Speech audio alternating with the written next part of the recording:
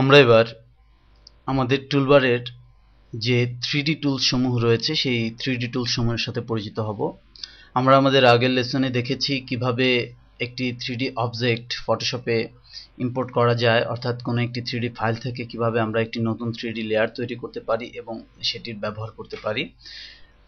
আমরা যদিও এর আগে টুলবারের বিভিন্ন টুলবারের ব্যবহার দেখেছি এবং সেখানে আমরা বলেছি যে 3D টুলবারগুলো রয়েছে সেটি আমরা পরবর্তীতে আলোচনা করব। এখন আমরা সেই টুলসগুলো নিয়ে আলোচনা করছি। লক্ষ্য করুন আমাদের টুলবারে এখানে কিছু টুল রয়েছে যেগুলো মূলত আমাদের 3D অবজেক্টকে নিয়ন্ত্রণ বা 3D অবজেক্টকে কন্ট্রোল করার জন্য ব্যবহৃত হয়। প্রথমেই রয়েছে 3D রোটেট টুল। এটি অবজেক্টকে ত্রিমাত্রিকভাবে রোটেট করে, মূলত এটি রোটেট টুল হিসেবে পরিচিত। আমরা যারা 3D Max বা মায়াতে এই টুলের সাথে পরিচিত তারা এর ব্যবহার সম্পর্কে আমরা ভালোভাবে জানি। এটি হচ্ছে 3D রোল টুল। এটি মূলত অবজেক্টকে এভাবে করে ঘোরাবে, রোল করবে। এরপর রয়েছে 3D প্যান টুল।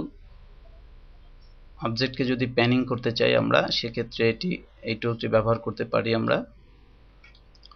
এরপর রয়েছে স্লাইড টুল। অবজেক্টকে ঠেলে দেওয়া বা স্লাইডিং করা এই কাজে এই টুলটি ব্যবহৃত হয়। এরপর রয়েছে 3D স্কেল টুল। আমরা এই অবজেক্টকে চাইলে আমরা বিভিন্নভাবে বড় ছোট করতে পারি, স্কেলিং করতে পারি। এরপর পরবর্তী গ্রুপে রয়েছে 3D অরবিট টুল, যেটি দিয়ে আমরা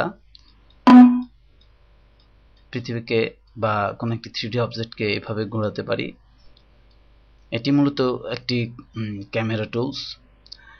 এটিও একটি ক্যামেরা টুলস। এটি হচ্ছে 3D রোল ভিউ টুলস। এটি মূলত আমার ক্যামেরা রোলিং এর মাধ্যমে অবজেক্টটিকে ঘোরাচ্ছে, আর এর আগে যে টুলটি দেখেছি অর্থাৎ আগের গ্রুপে সেটি মূলত অবজেক্টটিকে ঘোরাচ্ছিল। এটি হচ্ছে 3D প্যান টুলস। এটিও ক্যামেরা প্যানিং এর মাধ্যমে মূলত অবজেক্টকে প্যানিং করবে।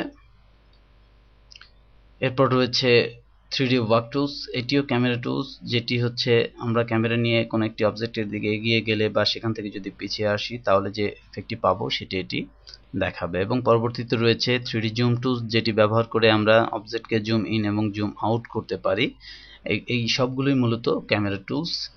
তো যাই হোক, আমরা দেখলাম যে কিভাবে এই 3D টুলবার থেকে আমাদের এই 3D টুলবার ব্যবহার করে আমরা আমাদের যে 3D অবজেক্ট আছে সেটিকে আমাদের প্রয়োজন অনুযায়ী কন্ট্রোল করতে পারি এবং আমাদের প্রয়োজন অনুযায়ী এটিকে স্থানান্তরিত করতে পারি, রিসাইজ করতে পারি ইত্যাদি বিভিন্ন বিষয় আমরা এই লেসনের মাধ্যমে দেখলাম।